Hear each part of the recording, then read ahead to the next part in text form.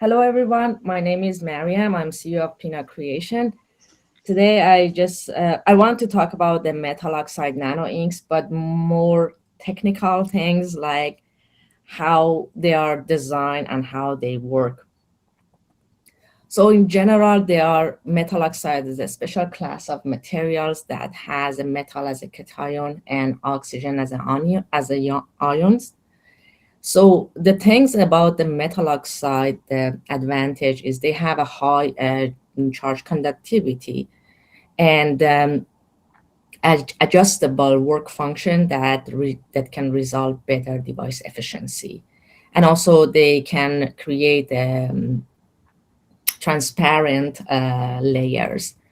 And the more important is about the chemical and thermal stability compared to other semiconductors, which is resulting again longer lifetime for your device. And because of the tunable band gap and electronic properties, they can be used in many electronic devices.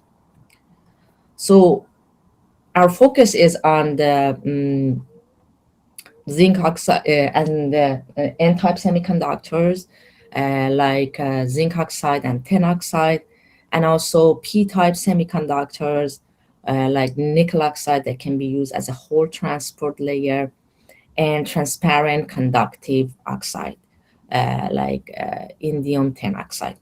So these materials, they have applications in many electronics, from solar cells like perovskite organic solar cells to displays such as OLED, QLED, thin film transistors, and variety of sensors. So now probably you know why like these nano inks and things coming to the market. Because about the conventional manufacturing, it has some challenge regarding the complicated like equipment process, high processing temperature, and all these resulting the higher cost and then limited the scalability, in particular for flexible substrate. The methods such as sputtering, vacuum, deposition, and so all these can impact the $100 billion market related to the solars, display, and sensors. So when we talk about the ink, is not just an ink, it's not just those nanoparticles that, for example, we call zinc oxide nano ink. Is a combination of the different elements that exist in the ink and need to be engineered and optimized. The first coming from the nanoparticles, which is important about the size, the distribution, the crystallinity of that nanoparticles, the defect density, phase purity, and more important about the surface chemistry that I talk in next slide. And also, and then those comes to the solvent. So the solvent is important. What kind of a solvent, rheology, viscosity, and how all these can create stable nano ink over time, which is very important. So here I'm focusing on the nanoparticle engineering. So these factors that here is listed, like particle size, oxygen vacancy, surface defect, crystal structure, all important and affected the electronic properties such as conductivity, work function, charge mobility, charge concentration. And then with that, they affected on the device performance.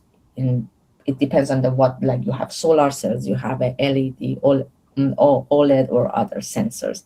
So because they need to be compatible and especially in terms of the energy level alignment with your device stack to result in a good performance.